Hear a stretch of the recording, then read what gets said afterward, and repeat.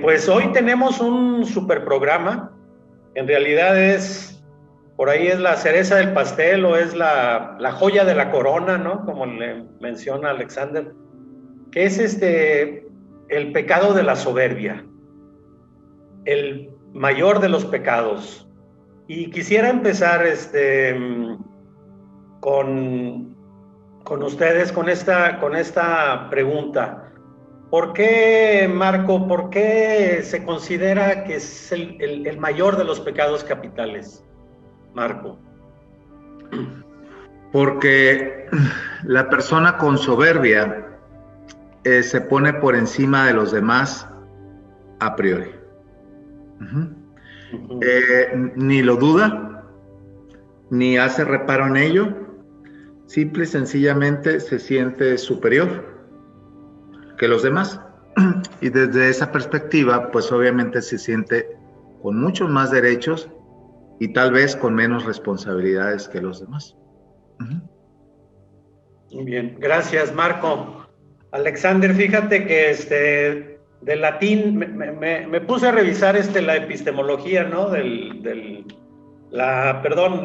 dónde viene, ¿no? El nombre de soberbia, y dice de latino superbia, altivez y apetito desordenado de ser preferido a otros. ¿Sí? ¿Por qué, Alexander, desde tu punto de vista y desde luego retomando lo de Marco, estás de acuerdo en que en realidad o por qué se le llama el máximo de los pecados capitales? ¿Por qué es el mayor? Es el pecado original y la fuente de todos los pecados. Así como lo dice Marco y la definición, este fue el inicio de Lucifer. Lucifer era el ángel preferido de Dios. Dios a nivel personal le da su nombre Lucifer, y él primero empezó a creerse más grande que los demás ángeles, que él era un ángel diferente porque Dios en persona le había dado el nombre de Lucifer. Entonces esta altivez, esta posibilidad de estar por encima de otros, es a lo que se llama y fue el inicio del ego. Cuando Dios le quita el nombre de Lucifer, lo convierte en un demonio, y a ese demonio lo llama adversario. El adversario en nuestra mente psíquica se llama ego, y el ego significa, la sigla de ego significa el gran oponente.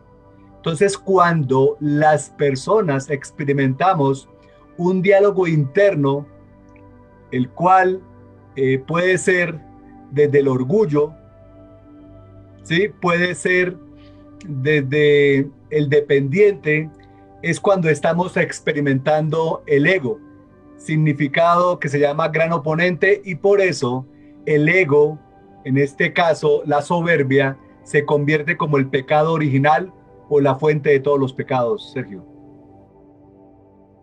Muchas gracias, Alexander, y qué bueno que incorporas este tema de Lucifer, ¿no? El ángel preferido de Dios, ¿no?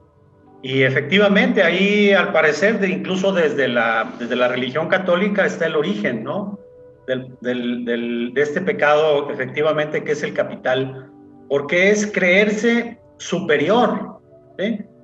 Incluso a mi Señor, es decir, el superior a quien me dio la vida, ¿no? En este caso, dice Luzbel, ¿no? El ángel preferido del Señor, y lo menciona Fernando Savater en un programa que tiene, ustedes saben, lo hemos comentado aquí.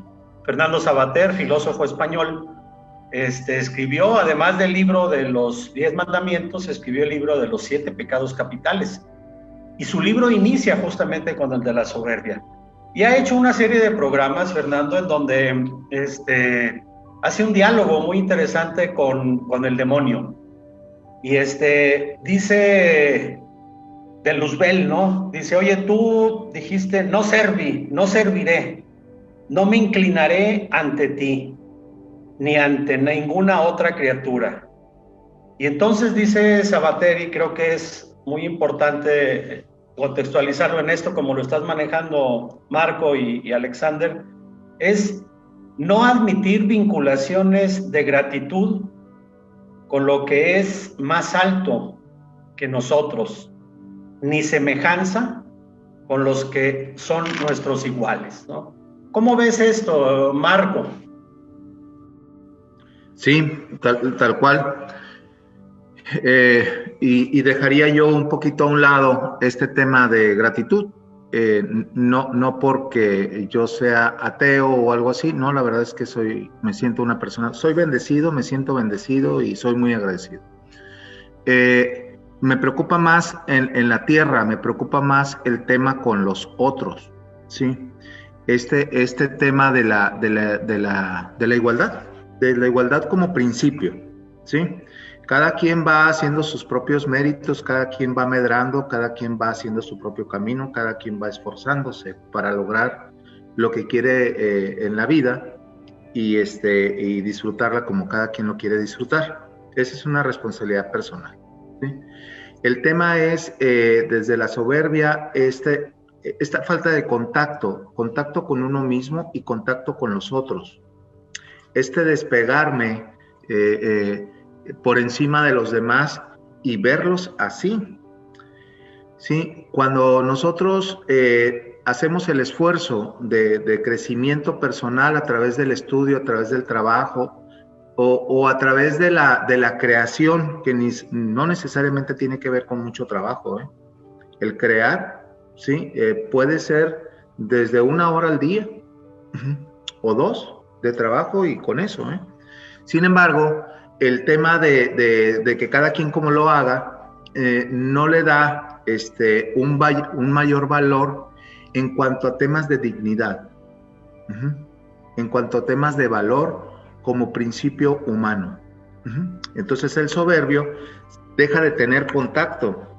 Y aquí la línea es muy delgada, Sergio, entre la soberbia, el narcisismo, el autoestima, la vanidad. Sí, la línea es delgadísima. ¿En dónde estoy en soberbia y en dónde estoy en orgullo, por ejemplo? ¿Sí?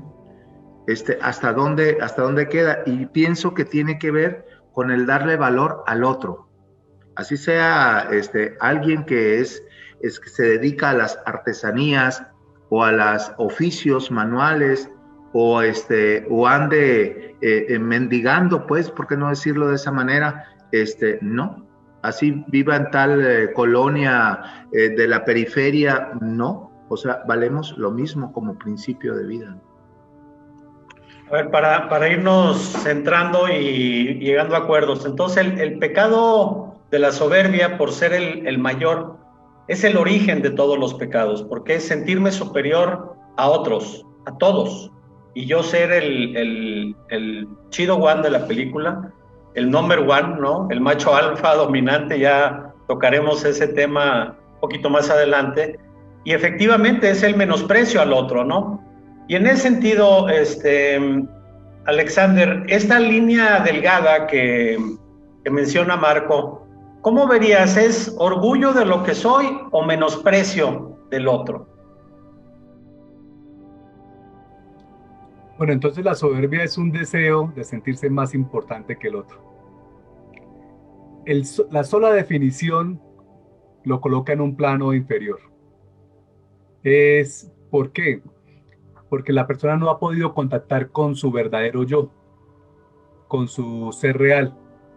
Entonces, como no ha podido contactar con su yo real, su verdadero ser, que en este caso sería el niño divino y genuino, tal y como es, la persona empieza a formar una identidad falsa para poder obtener aquello que no, pues, para poder obtener aquello que no hemos podido lograr, pero que queremos, ¿sí? ¿Y para qué la persona desarrolla la soberbia?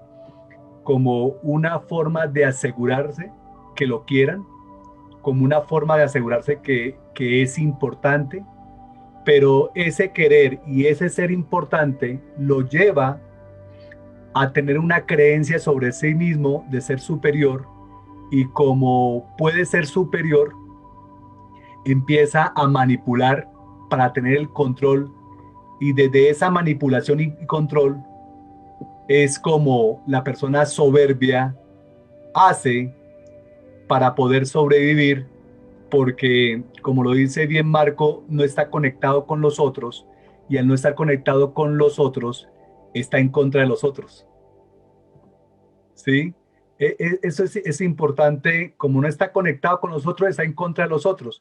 Y si la manipulación que hace para que se sienta querido y se sienta importante no surge efecto, cada vez el odio, la venganza va a ser mayor, porque él tiene que ratificar su poder, su parte de superioridad.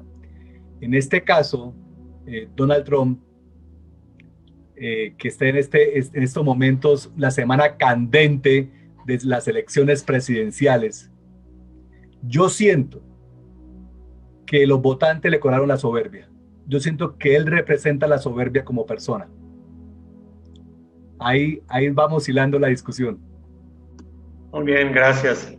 Gracias, Alexander. Fíjate, Marco, yo me quedé un poco con la inquietud de lo que dijiste acerca de la gratitud, que dijiste que preferías dejarlo para otro plano, para otro momento, por una cuestión, lo relacionaste con la divinidad, digamos, ¿no?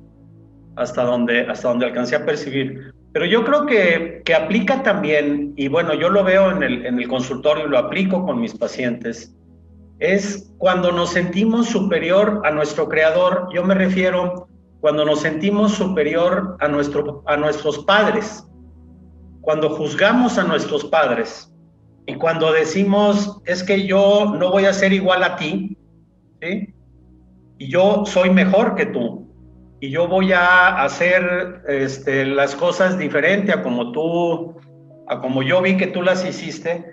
Y en ese sentido viene una situación muy fuerte, ¿no? Que desde mi punto de vista, Marco, se contrarresta con la gratitud. Es decir, honrar la vida que nos viene del creador de nuestra vida, que finalmente son nuestros padres. Es honrarlo, reconocerlo, y desde la gratitud, no desde el juicio ni desde la soberbia, desde la gratitud, decirle, mírame con buenos ojos ahora si yo lo hago diferente. ¿Sí? En ese sentido yo menciono lo de la gratitud, y me parece que es muy de lo terrenal, es decir, de lo que vivimos en el día a día, y que yo invitaría a todas y todos quienes nos están escuchando que revisemos en qué momento nos hemos sentido mejores que papá, mejores que mamá. Y hay que reconocer ahí, el que esté libre de culpa, que tire la primera piedra. Yo creo que todos, empezando por mí, ¿sí? Yo llegué a pensar, a sentir que yo era mejor que mi padre, ¿sí? Que yo era mejor papá porque estaba con mis hijos más tiempo, obviamente porque estaba tocando una herida mía de que mi papá no había estado conmigo. Y entonces yo sí llegué a sentirme mejor, pero pues la vida te da trancazos, ¿no? Y entonces uno va aprendiendo que desde la gratitud y desde honrar lo difícil del destino de los padres, puede uno hacerlo de manera diferente. Entonces, en ese sentido mencionaba yo lo de la gratitud. ¿Cómo lo ves, Marco, visto así ya? Sí, lo que pasa es que estaban con temas de Lucifer y eso, y bueno, como parte de la génesis del concepto, ¿no? De soberbia. Y esto, y obviamente explicado desde la Biblia y la iglesia y esto. Por eso me fui por ahí. Pero fíjate que este derrotero, esta idea, esta visión de yo lo voy a hacer diferente, pues es tan común y también es tan necesario. Sí. Es tan común porque ¿qué pasa con los eventos de dolor? ¿Qué pasa con estas historias, con estos castigos de los padres, estas reprimendas? Duelen muchísimo, ¿sí? Estas omisiones, estos alejamientos, esto descargar su propio dolor de sus temas no resueltos en los hijos, duele muchísimo. ¿sí? Y duele muchísimo, no solamente a nivel físico, a nivel emocional, a nivel del sistema nervioso, ¿sí? Hay una información ahí entre la conexión de las dendritas, las axones, las neuronas, que descarga la energía de información en otra neurona y se desencadena una espiral eterna que nos puede durar, obviamente, por fortuna no, pero pudiera durar toda la vida repitiendo ese mismo esquema de dolor. Entonces, a un niño le pegan una nalgada o le pegan un manotazo leve, le duele muchísimo, ¿sí? Y entonces cuando va creciendo, o que su mamá no llegó por él a tiempo al kinder, etcétera, etcétera, ¿sí? Le va doliendo tanto que cuando es grande dice, yo no voy a hacer lo que tú hiciste conmigo, mamá. Así haya sido leve, así haya sido grande, el dolor es el dolor, ¿sí? Entonces, con ese derrotero, con esa misma idea, con esa visión, todos los padres, ¿sí? Y los hijos no creen que va a ser diferente, los hijos van a decir lo mismo, ¿sí? Yo lo voy a hacer diferente. Ahora, ese es un movimiento necesario por lo que nosotros conocemos como mala conciencia, ¿sí? Ahora, yo creo que la clave está ahí en algo que mencionaste, Sergio, te pido tu bendición, papá, te pido tu bendición, mamá, para hacerlo diferente, ¿sí? Es el proceso de dación, el proceso de bendición, ¿sí? De hacerlo diferente. Yo creo que eso generaría muchísima más armonía, ¿no? Sin embargo, y viéndonos a la parte de lo divino, hay algo que me llama la atención en las personas que se agarran de esta idea de lo inacible, ¿sí? Como lo es una figura divina, que en este caso el patriarcado es Dios, hombre, bla, bla, bla. Porque este papá que me tocó en la vida no sirve, ¿sí? Entonces yo prefiero agarrarme con todas mis ansias y con toda mi fe y con todo mi ser aquello, porque de aquí, no, me salió borracho, nos dejó, ¿sí? Me salió mujeriego, es muy golpeador, etcétera, etcétera. O prefiero agarrarme de ese Dios, sí, con toda vehemencia, ¿sí? Porque esta mamá que me tocó, no sirve. Entonces pongo mi mirada de niño, de niña, así sea yo un adulto, ¿sí? En aquel Padre Celestial, en aquella Madre Celestial, porque estos de aquí no me sirven. Eso es lo que me parece grave, ¿no? ¿Sí? Y entonces, obviamente, pues me lleno de soberbia, porque entonces, como yo leo esta Biblia azul, y tú lees la Biblia roja, y tú lees la Biblia negra, y tú lees la Biblia blanca, no, la verdadera es esta Biblia azul, ¿no? Porque yo sí soy, sí, elegido porque todos los días hago todo este proceso. Esa es la bronca, ¿no? ¿Sí? Y entonces me lleno de soberbia porque yo leo esta Biblia azul, o verde, o amarilla, o roja, ¿no? Cuando es la misma. ¿Cuál es la vulnerabilidad del soberbio? Es decir, ¿dónde está el talón de Aquiles del soberbio? ¿Cómo verías esto, Alexander? En esta mirada no divina nada más, sino de creer que papá no es el bueno, me agarro de otro lado, en fin, me agarro de mi propio exceso de valía, de mi superego, etcétera. ¿Cuál es entonces la vulnerabilidad del soberbio, Alexander? La no pertenencia. De ahí se crea la máscara del soberbio. De ahí se crea el falso yo del soberbio. ¿Por qué? Porque cuando éramos niños, fuimos creando máscaras para poder pertenecer a la tribu, para poder ser aceptados o poder ser reconocidos o poder ser valorados, ¿sí? Y a partir de ahí, de ese querer ser aceptados, reconocidos y valorados, tuvimos que desarrollar unas máscaras, que son las máscaras del ego, para poder o evitar castigos o para poder manipular a los adultos o para sentirnos superiores o para controlar al otro. Entonces, esa máscara hizo que la persona soberbia se posicionara en las tribus. ¿En cuáles tribus? Pues la primera tribu que conquista un soberbio es la familia. Después empieza a conquistar los compañeros de estudio. Después los compañeros de trabajo o los amigos.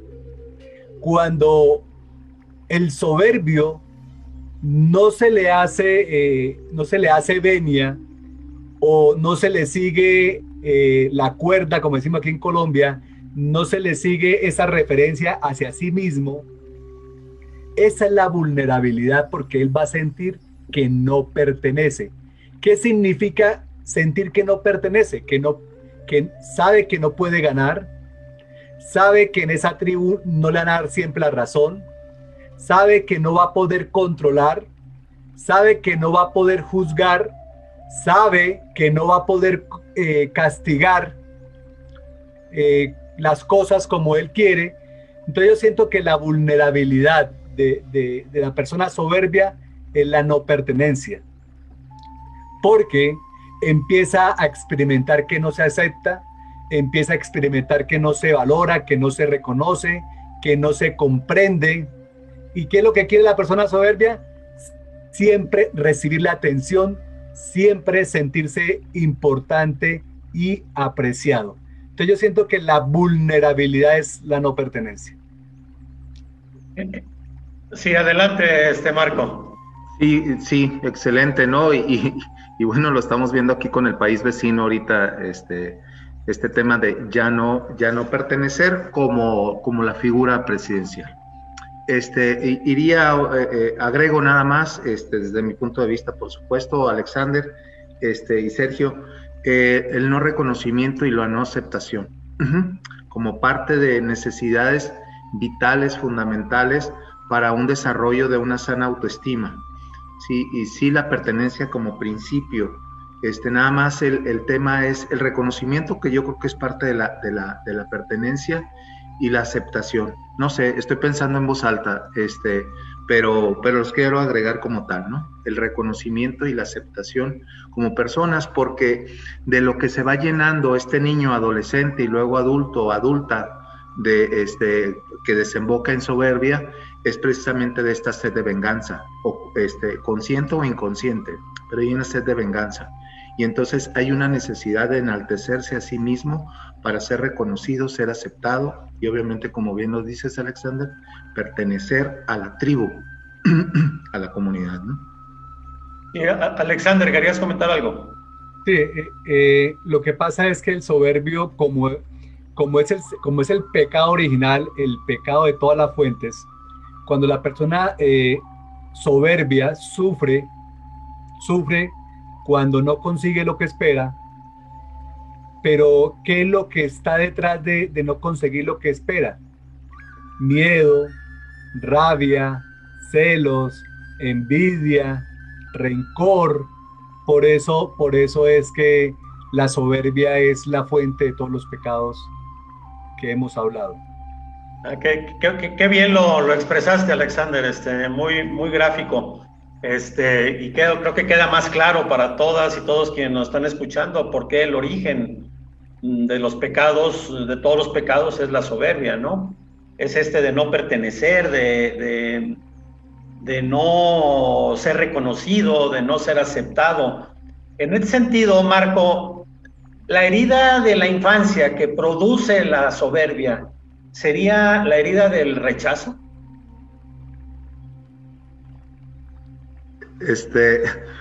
Pues todas, ¿no?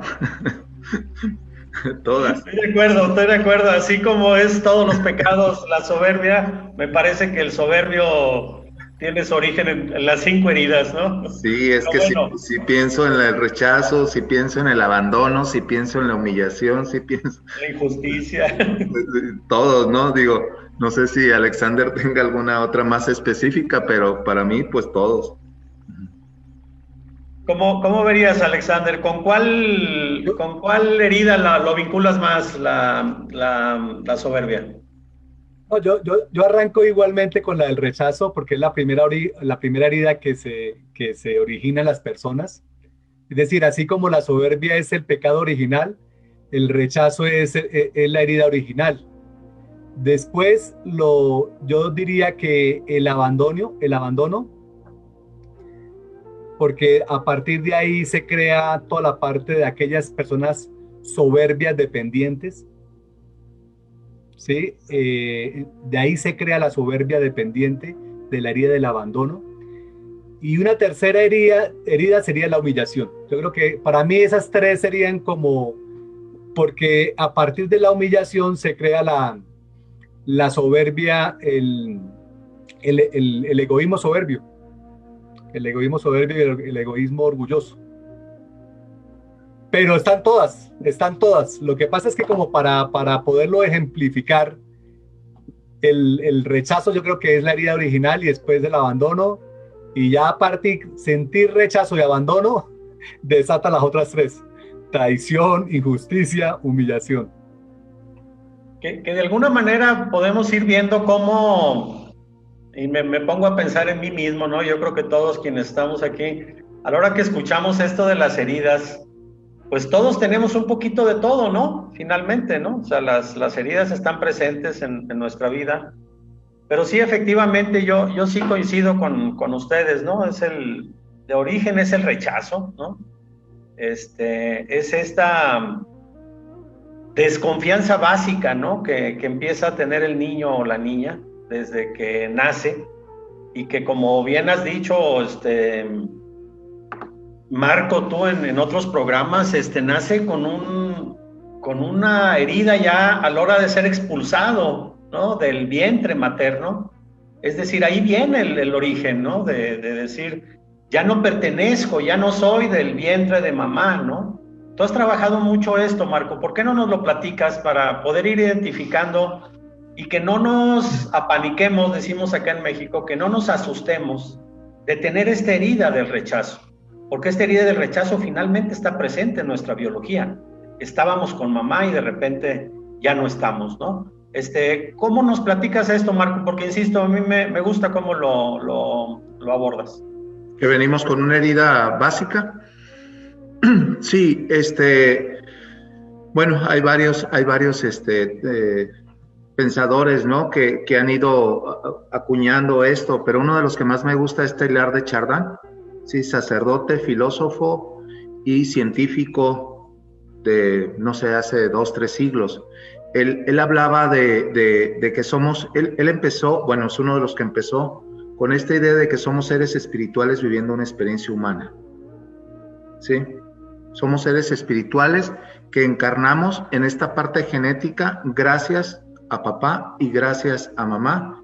Y bueno, y de ahí, a partir de ahí, nos viene toda esta fisiología que tenemos, ¿no? Que si somos güeritos, que si somos chaparros, que somos altos, que somos morenos, que somos amarillos, como los asiáticos, etcétera, etcétera, ¿no? Nos viene toda esta parte genética. Pero dentro de toda esta parte de nuestro cuerpo, de nuestra piel, de esta frontera en el afuera y en el adentro, hay un ser espiritual que venimos a desarrollar.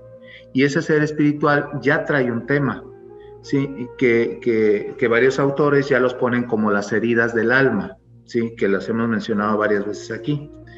Y bueno, cada quien ya trae su propio tema, que la parte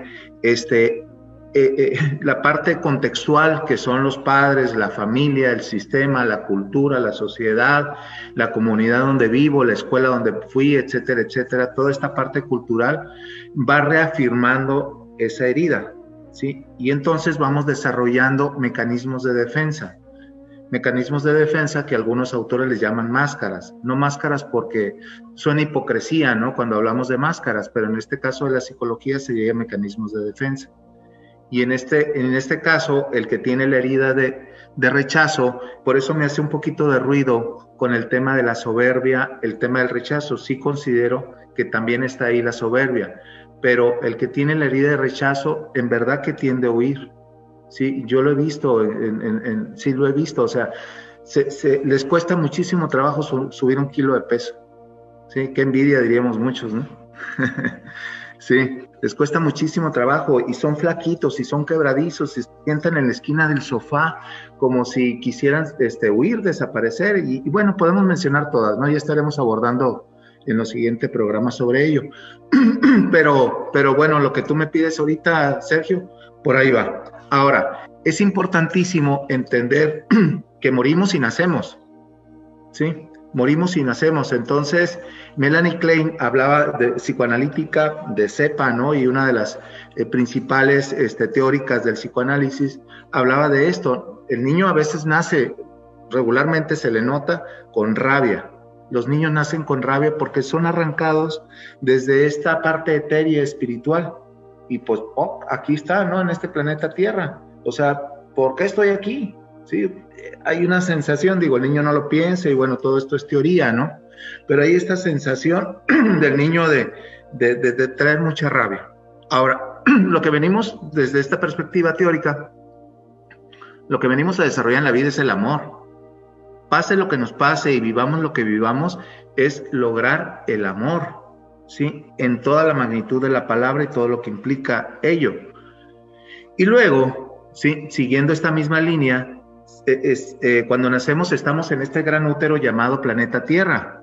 Y yéndonos un poquito más fumados, si tú me lo permites, Sergio, lo que nos conecta es el aire, esta atmósfera, y es el cordón umbilical, la nariz, ¿sí? Que todos respiramos de la misma atmósfera, no es líquido amniótico, pero es aire, es viento, es oxígeno, y todos estamos conectados. Y entonces cuando morimos, ¿sí? Morimos y nacemos a otro plano de conciencia, siguiendo esta misma línea, ¿no?